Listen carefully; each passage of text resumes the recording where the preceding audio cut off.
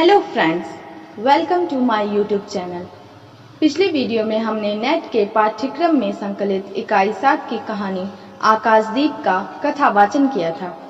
अगर आपने उस वीडियो को नहीं देखा तो नीचे डिस्क्रिप्शन में उस वीडियो का लिंक दिया है, आप आसानी से वो वीडियो देख सकते हैं। आज के इस वीडियो में हम आकाशदीप कहानी के परीक्षा उपयोगी महत्वपूर्ण बिंदुओं पर चर्चा करेंगे। तो आइए देखते हैं इस कहानी के महत्वपूर्ण बिंदुओं को। जयशंकर प्रसाद छायावादी युग के 4 प्रमुख स्तंभों में गिने जाते हैं। हिंदी के छायावादी युग के 4 प्रमुख स्तंभों में निराला, पंत, महादेवी के साथ उनका नाम लिया जाता है। जयशंकर प्रसाद हिंदी के पहले मौलिक कथाकार माने गए हैं। जयशंकर प्रसाद द्वारा रचित आकाशदीप कहानी ऐतिहासिक धरातल पर आधारित है। इनकी मुख्य कृतियां इनके द्वारा लिखे गए काव्य हैं कानन कुसुम, महाराणा का महत्व, झरना, आंसू, लहर, कामायनी, प्रेम पथिक। इनके द्वारा लिखे गए कहानी संग्रह छाया, प्रतिध्वनि, आकाशदीप, आंधी, इंद्रजाल। इनके द्वारा लिखे गए उपन्यास कंकाल, तितली, इरावती। इनके द्वारा लिखे गए नाटक स्कंदगुप्त, चंद्रगुप्त, ध्रुव स्वामिनी, जन्मेजय का नाग यज्ञ, राज्यश्री, कामना, एक घूंट। आकाशदीप श्री जयशंकर प्रसाद की एक प्रतिनिधि कहानी है। इस कहानी की मूल संवेदना प्रेम और कर्तव्य से जुड़ी है। इस कहानी में जलदस्यु बुद्धगुप्त के हृदय परिवर्तन और कथा नायिका चंपा के प्रेम, घृणा, त्याग और लोक कल्याण की भावना मुखरित हुई है। इस कहानी के पात्र हैं चंपा, बुद्धगुप्त और जया। इस कहानी में निहित उद्देश्य है कहानी का प्रमुख प्रतिपाद्य चंपा के अंतर्द्वंद का चित्रण करना है। वैयक्तिक सुखों के स्थान पर समाज सेवा को प्रमुखता प्रदान की है। राष्ट्रीय भावना को भी अभिव्यक्ति प्रदान करते हैं तथा साथ ही वसुधैव कुटुंबकम का भी संदेश संप्रेषित करता है। भारतीय संस्कृति के परिवेश में एक स्वस्थ आदर्श की स्थापना करना ही इस कहानी का प्रधान उद्देश्य है। तो आइए देखते हैं इस कहानी की कथा वस्तु को। छायावाद के युग प्रवर्तक व ऐतिहासिक नाटकों के सर्वश्रेष्ठ रचयिता तथा बहुचर्चित कहानीकार श्री जयशंकर प्रसाद द्वारा रचित उनकी चरित्र प्रधान कहानी आकाशदीप में चंपा के अंतर्द्वंद को ही उजागर किया गया है तथा दूसरा इसका प्रमुख प्रतिपाद्य समाज सेवा का महत्वपूर्ण संदेश देना है। कहानी का सारांश इस प्रकार से है। कहानी का प्रारंभ बुद्धगुप्त नामक जलदस्यु द्वारा चंपा को बंधन मुक्त करने से है। दोनों ही मणिभद्र नामक व्यापारी के नाव पर बंदी हैं तथा दोनों की ही मुक्त होना चाहते हैं। चंपा चतुरता से नायक का कृपाण निकाल लेती है और बुद्धगुप्त पोत से संबद्ध रस्सियों को काट देता है और नाव के स्वामित्व को लेकर विवाद होता है। नायक बुद्धगुप्त को कहता है कि तुमको मुक्त किसने किया। बुद्धगुप्त कृपाण दिखाकर कहता है इसने। नायक कहता है कि मैं तुम्हें फिर बंदी बनाऊंगा। इस पर बुद्धगुप्त कहता है किसके लिए बंदी बनाओगे, मणिभद्र तो अतल जल में होगा। नायक इस नौका का स्वामी अब मैं हूँ। तभी नायक अपनी कृपाण टटोलने लगा, लेकिन कृपाण के ऊपर चंपा ने पहले ही अधिकार कर लिया था। तभी बुद्धगुप्त नायक को चुनौती देता है कि तुम द्वंद्व युद्ध के लिए प्रस्तुत हो जाओ और जो विजयी होगा वही स्वामी होगा। बुद्धगुप्त चतुरता से नायक की कटी में हाथ डालकर गिरा देता है और उसका विजयी कृपाण उसके हाथ में चमकने लगा। तभी नायक बुद्धगुप्त से अपने प्राणों की भिक्षा मांगता है। नायक अब स्वयं को बुद्धगुप्त का अनुचर स्वीकारता है तथा विश्वासघात न करने की प्रतिज्ञा करता है। चंपा अपने कोमल कड़ों और स्निग्ध दृष्टि से बुद्धगुप्त के घावों को वेदना विहीन कर डालती है। तभी बुद्धगुप्त नायक से पूछता है कि हम लोग कहाँ होंगे। नायक स्पष्ट करता है कि बाली द्वीप से बहुत दूर, संभवतः एक नवीन द्वीप के पास, जिसमें अभी हम लोगों का बहुत कम आना जाना होता है। सिंघल के व्यापारियों की वहां पर प्रभुता एवं प्रमुखता है। अचानक नायक नाविकों को डान लगाने की आज्ञा देता है, क्योंकि वहां पर एक जलमग्न सैलखंड है तथा सावधान न रहने से टकराने का भय है। चंपा अपना परिचय देते हुए बुद्धगुप्त को बताती है कि वह चंपा नगरी की एक क्षत्रिय बालिका है तथा उसके पिता मणिभद्र काम के समुद्री व्यापारी के पास प्रहरी का काम करता था। माँ की मृत्यु के बाद मैं भी पिता के साथ नाव पर रहने लगी। 8 बरस से समुद्र ही मेरा घर है, लेकिन तुम्हारे आक्रमण के समय मेरे पिता ने 7 जलदस्युओं को मारकर जल समाधि ले ली। 1 मास से मैं अनाथ बालिका इस अनंत नीले आकाश और अनंत नीले जल निधि के ऊपर निराश्रित हूँ, असहाय हूँ। मणिभद्र ने एक दिन मुझसे घृणित प्रस्ताव किया था तथा मैंने उसे गालियां सुनाई और उसी दिन से मैं बंदी हूँ। बुद्धगुप्त भी अपना परिचय देता है कि मैं भी क्षत्रिय हूँ, परंतु दुर्भाग्य से जलदस्यु बनकर अपना समय काट रहा हूँ। तभी नायक ने सूचना दी कि हम लोग द्वीप के पास पहुंच गए हैं। किनारे से नाव टकराई और चंपा निर्भीकता से कूद पड़ी। तभी बुद्धगुप्त उस द्वीप का नाम चंपा द्वीप रख देता है।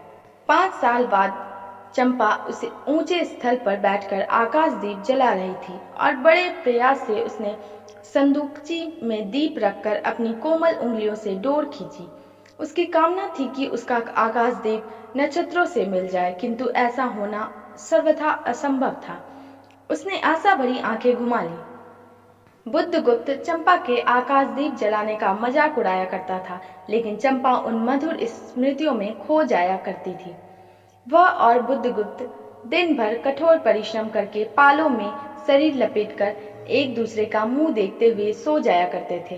तभी बुद्धगुप्त चंपा को अपनी प्राणदात्री और सर्वस्व स्वीकारता है, लेकिन चंपा बुद्धगुप्त को कठोर, निर्मम, अकरुण और निष्ठुर हृदय वाला व्यक्ति कहती है। यद्यपि उसने दस्यु वृत्ति छोड़ दी है।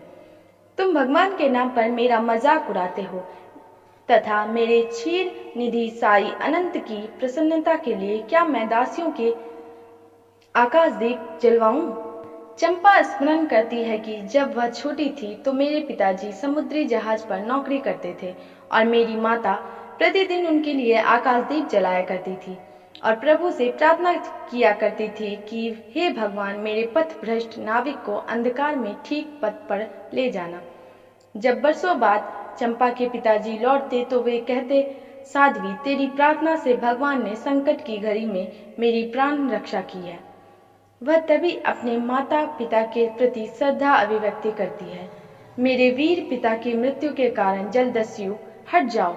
सहसा चंपा का मुख क्रोध से भीषण होकर रंग बदलने लगा। चंपा और जया तभी समुद्र के किनारे आकर खड़ी हो गई और उसी समय एक नाव आ गई। दोनों के उस पर बैठते ही नाविक उतर गया। जया नाव खेने लगी। वह समुद्र की अथाह जल राशि को देखकर कहने लगी कि इतना जल, इतनी शीतलता, हृदय की प्यास न बुझी। इस प्रकार कहानी के इस स्थल पर चंपा का अंतर्द्वंद अभिव्यक्त हुआ है। बुद्धगुप्त उसको अपने साथ बजरे पर बैठा लेता है तथा साथ ही स्पष्ट करता है कि इतनी छोटी नाव पर इधर घूमना ठीक नहीं है। चंपा बुद्धगुप्त को स्पष्ट कहती है कि अच्छा होता बुद्धगुप्त, जल में बंदी होने से तो अच्छा है कठोर दीवारों में बंद होना।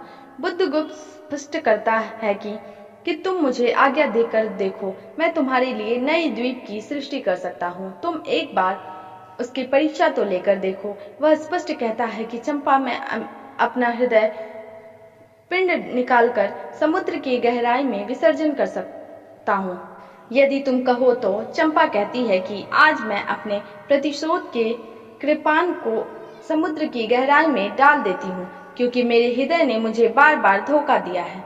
बुद्धगुप्त कहता है, तो मैं विश्वास करूं कि तुमने मुझे माफ कर दिया। इस पर चंपा स्पष्ट करती है, विश्वास कदापि नहीं बुद्धगुप्त। जब मैं अपने हृदय पर विश्वास नहीं कर सकी, उसी ने धोखा दिया, तब मैं कैसे कहूँ मैं तुम्हें घृणा करती हूँ। फिर भी तुम्हारे लिए मर सकती हूँ। अंधेर है जलदस्यु, तुम्हें प्यार करती हूँ। यह कहकर चंपा रो पड़ी। पहाड़ की ऊंची चोटी पर नाविकों को सावधान करने के लिए एक सुदृढ़ दीप स्तंभ बनवाया गया था तथा आज उसी का महोत्सव है। बुद्धगुप्त स्पष्ट कहता है कि वह उसके पिता का हत्यारा नहीं है और वह एक दूसरे दस्युओं के शस्त्र से मरा था।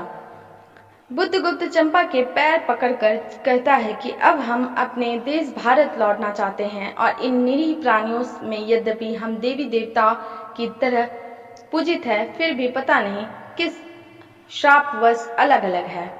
लेकिन चंपा भारत में ना जाकर वहीं रहकर उन निरीह प्राणियों की सेवा करना चाहती है। वह स्पष्ट कहती है कि तुम स्वदेश लौट जाओ विभावों का सुख भोगने के लिए और मुझे छोड़ दो इन निरीह भोले भाले प्राणियों की सेवा में। चंपा वहीं रहकर आजीवन आकाशदीप जलाती रही। इस कहानी की महत्वपूर्ण पंक्तियां। इतना जल, इतनी शीतलता, हृदय की प्यास ना बुझी, पी सकूंगी नहीं तो जैसे वेला से चोट खाकर सिंधु चिल्ला उठता है, उसी के समान रोदन करूं या जलते हुए स्वर्ण गोलक के सदृश अनंत जल में डूबकर बुझ जाऊं। चंपा का देखते देखते पीड़ा और ज्वलन सक आरक्त बिंब धीरे धीरे समुद्र में चौथाई आधा फिर संपूर्ण विलीन हो गया। एक दीर्घ निश्वास लेकर चंपा ने मुंह फेर लिया। छोटी नाव पर जया के साथ बैठी चंपा के हृदय में अनेक विचार उठने लगे। वह चिंतन करने लगी कि कितनी अथाह जल राशि है। समुद्र की गहराई भी असीम, अनंत और अपार है। समुद्र की इस अनंत जल राशि में कितनी शीतलता है, इसके बारे में कौन जानता है। लेकिन इसमें तरलता और आर्द्रता है, फिर भी व्यक्ति के हृदय की प्यास को तृप्त करने में सक्षम नहीं है। जब यहाँ मेरे साथ बुद्धगुप्त है, तब भी यह नियति का खेल है कि हृदय की प्यास तृप्त नहीं होती। मेरी कामनाएं, लालसा या मनोरथ मेरे हृदय में भीतर ही भीतर अतृप्त रूप में घुट रही है। तो जिस प्रकार से समुद्र की लहरें किनारों से टकराकर भयंकर गर्जना करता है, ठीक उसी प्रकार से क्या मैं भी चीख चिल्लाकर अपनी पीड़ा वेदना को अभिव्यक्त करूं या फिर जलते हुए सुनहले गोले अर्थात सूर्य के समान अपना निर्जीव निष्प्राण सा जड़ जीवन समाप्त कर दूं। जिस प्रकार से सायंकाल को स्वर्णिम सूर्य अनंत जलराशि में विलीन होकर अपने अस्तित्व को समाप्त कर लेता है, ठीक इसी प्रकार से क्या मैं भी अपनी जड़ निष्प्राण जीवन को समुद्र की अथाह जल राशि में डुबा दूं। चिंतित करते करते चंपा का मुख भी पीड़ा और जलने के साथ अपनी असमर्थता पर खेद पीड़ा प्रकट करते करते जैसे बिंब सूर्यास्त के साथ साथ क्रमशः चौथी, आधा और पूरा अंधकार में विलीन हो गया। फिर चंपा ने दुख भरा लंबा सांस लेकर उधर से अपना मुंह घुमा लिया, अर्थात विरक्ति व असमर्थता प्रकट करने के सिवाय वह कुछ भी कर सकने में असमर्थ थी। विश्वास कदापि नहीं बुद्धगुप्त। जब मैं अपने हृदय पर विश्वास नहीं कर सकती, उसने धोखा दिया, तब मैं कैसे कहूँ मैं तुमसे घृणा करती हूँ। फिर भी तुम्हारे लिए मर सकती हूँ। अंधेर है जलदस्यु, तुम्हें प्यार करती हूँ। चंपा बुद्धगुप्त से स्पष्ट कहती है कि मैं तुम्हें कैसे कहूँ कि तुम मेरा विश्वास करो, क्योंकि मुझे अपने हृदय पर तो विश्वास ही नहीं है। फिर भी मैं तुम्हें कैसे विश्वास दिलाऊं कि तुम मुझ पर विश्वास कर सकते हैं। बुद्धगुप्त, मुझे अपने हृदय पर विश्वास नहीं है, क्योंकि उसने मुझे बार बार धोखा दिया है। मेरे मन में तुम्हारे प्रति घृणा और प्रतिशोध की भावना विद्यमान थी, क्योंकि तुम मेरे वीर पिता के हत्यारे हो। भला कोई भी नव युवती अपने पिता के हत्यारे से कैसे प्रेम कर सकती है। अतः मेरा अपने हृदय पर वश नहीं था, इसलिए वह तुम्हारी ओर आकर्षित होता गया, जबकि मैं तुमसे अपने पिता की हत्या का प्रतिशोध लेना चाहती थी और इस हेतु अपने वस्त्रों में कृपाण छिपा कर रखती थी। लेकिन विवशता है कि मेरा अपना हृदय पर नियंत्रण नहीं है और वह तुमसे प्रेम करने लगा। इसलिए मैं नहीं कह सकती कि तुम मुझ पर विश्वास करो, लेकिन इतना मैं अवश्य स्पष्ट करती हूँ कि मैं तुमसे घृणा करती हूँ। क्योंकि तुम मेरे पिता के हत्यारे हो, परंतु यह मेरी व्यवस्था ही है कि समय पड़ने पर मैं तुम्हारे लिए अपने प्राणों को न्योछावर कर सकती हूँ। मैं अपने मन की इस अवस्था या द्वंद्व को समझ नहीं पाती, क्योंकि जिसे मैं मारना चाहती हूँ उसी पर मेरा हृदय मिटने के लिए प्राणोत्सर्ग करने के लिए तत्पर है। क्या यह अंधेर नहीं है? लेकिन यह मेरे मन की कैसी व्यवस्था है कि जलदस्यु घृणा करते हुए भी मैं तुमसे प्रेम करती हूँ, लेकिन जहाँ तक विश्वास का प्रश्न है वह मैं तुम पर नहीं कर सकती। चंपा, मैं ईश्वर को नहीं मानता, मैं पाप को नहीं मानता, मैं दया को नहीं समझ सकता, मैं उस लोक में विश्वास नहीं करता, पर मुझे अपने हृदय के दुर्बल अंग पर श्रद्धा हो चली है। तुम न जाने कैसे बहकी हुई तारिका के समान मेरे शून्य में उदित हो गई हो। आलोक की एक कोमल रेखा इस निविड़ तम में मुस्कुराने लगी। पशु और धन के उपासक के मन में किसी कांत कामना की हंसी खिलखिलाने लगी, पर मैं ना हंस सका। चंपा, मैं नास्तिक हूँ तथा परमात्मा के अस्तित्व को स्वीकार नहीं करता और ना पाप पुण्य को मानता हूँ, ना मैं धर्म और दया को मानता हूँ। मैंने जीवन में कभी भी सात्विक प्रवृत्तियों को महत्व प्रदान नहीं किया और ना पाप करुणा आदि के अस्तित्व को स्वीकारा है। मैं तो हत्या का व्यवसायी जलदस्यु रहा हूँ तथा मुझे धन के लिए किसी की भी हत्या करने में किंचित मात्र भी संकोच नहीं रहा। न मैंने कभी किसी से ऊपर दया की और मेरा व्यक्तित्व जीवन भर निर्मम, निष्ठुर व कठोर रहा है। इस प्रकार मैं न स्वर्ग नरक, पाप पुण्य, दया करुणा को आदि को मानता। लेकिन चंपा, तुम्हारे संपर्क से में आने के बाद मैं यह जान पाया हूँ कि मेरे जैसे कठोर, निष्ठुर व निर्मम व्यक्ति के हृदय में भी कोमल और कठोर भावना विद्यमान है। मेरे हृदय में भी करुणा कोमलता के भाव निहित है। तुम मेरे नीरस, कठोर और शून्य हृदय रूपी आकाश में न जाने कैसे भूली भटकी हुई तारिका के समान उदित हो गई हो। तुम्हारे सानिध्य एवं संपर्क से मेरे निराशा अवसाद से भरे जीवन में कोमल प्रकाश की किरणें फूट पड़ी तथा मेरा जीवन भी तुम्हारे कारण सद्वृत्तियों की ओर अग्रसर हो गया है। अब मैंने जलदस्यु वृत्ति छोड़ दी है। मैं जिसके व्यक्तित्व में आसुरी व पशुत्व वृत्तियों का साम्राज्य था और जिसका जीवन पशुओं जैसा था तथा धन कमाने के लिए उचित अनुचित साधनों का प्रयोग करता था, अर्थार्जन हेतु किसी की हत्या करना मेरे लिए एक सामान्य बात थी। लेकिन यह पशुत्व और आसुरी वृत्तियों से परिपूरित यह जीवन अचानक तुम्हारे कारण मानवता व सद्प्रवृत्तियों की और अग्रसर हो गया है। मेरे हृदय में भी कोमलता, करुणा व प्रेम भावना तथा सौंदर्य की उत्पत्ति हो गई, लेकिन दुर्भाग्यवश मैं प्रसन्नता भरी हंसी न हंस सका। सब कुछ प्राप्त होने पर भी मैं प्राप्त न कर सका। बुद्धगुप्त, मेरे लिए सब भूमि मिट्टी है, सब जल तरल है, सब पवन शीतल है। कोई विशेष आकांक्षा हृदय में अग्नि के समान प्रज्वलित नहीं। सब मिलाकर मेरे लिए शून्य है। प्रिय नाविक, तुम स्वदेश लौट जाओ विभवों का सुख भोगने के लिए और मुझे छोड़ दो इन निरीह भोले भाले प्राणियों के दुख की सहानुभूति और सेवा के लिए।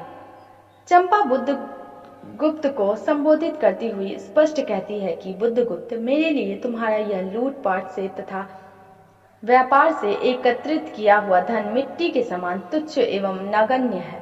हत्या के व्यवसायी जलदस्यु बुद्धगुप्त, मेरे लिए तुम्हारा यह धन धान्य व वैभव अस्पृहण्य एवं नितांत तुच्छ है। मेरे लिए सभी स्थानों का पानी एक जैसा है तथा यहाँ चंपा द्वीप और जननी जन्मभूमि भारत के जल में कोई भिन्नता नहीं है। इसी प्रकार सभी जगह बहने वाली वायु भी शीतल और उसमें भी कोई भिन्नता नहीं है। इसी प्रकार सभी जगह बहने वाली वायु भी शीतल और उसमें भी कोई भेद नहीं है। मेरे हृदय में किसी भी प्रकार का कोई कामना विद्यमान नहीं है तथा ना मुझे सुख सुविधाओं से युक्त जीवन चाहिए तथा ना हृदय में प्रेम की आकांक्षा विद्यमान है तथा ना कामिनी प्रज्वलित है। इसलिए मेरे हृदय में ना कोई कामना, ना लालसा, ना और ना इच्छा वर्तमान है। मेरे लिए संसार के सभी सुख व धन धान्य शून्य से बढ़कर नहीं है। मेरा जीवन तो शून्य के समान नगण्य व अर्थहीन हो गया है। कोई इच्छा हृदय में बाकी नहीं है। इसलिए प्रिय नाविक, तुम धन धान्य से परिपूर्ण इन पोतों को लेकर भारत लौट जाओ और सुख सुविधाओं तथा ऐश्वर्य युक्त जीवन भोगो, क्योंकि तुम सुखों के अनुरागी हो और ऐश्वर्य युक्त जीवन जीना चाहते हो। लेकिन मैं तो इसी चंपा द्वीप में रहूंगी और यहाँ आकाश दीप जलाकर भटके हुए नाविकों का पथ आलोकित करूंगी और इन निरीह तथा भोले भाले प्राणियों के दुखों में सहानुभूति प्रकट करने के लिए इनके घावों पर सहानुभूति रूपी मीठे वचनों की मरहम लगाने के लिए तथा इनकी सेवा करने के लिए मैं भारत ना जाकर चंपा द्वीप में ही रहूंगी। वह माया ममता और स्नेह सेवा की देवी चंपा वहीं रहकर आजीवन द्वीप स्तंभ में आलोक जलाती रही।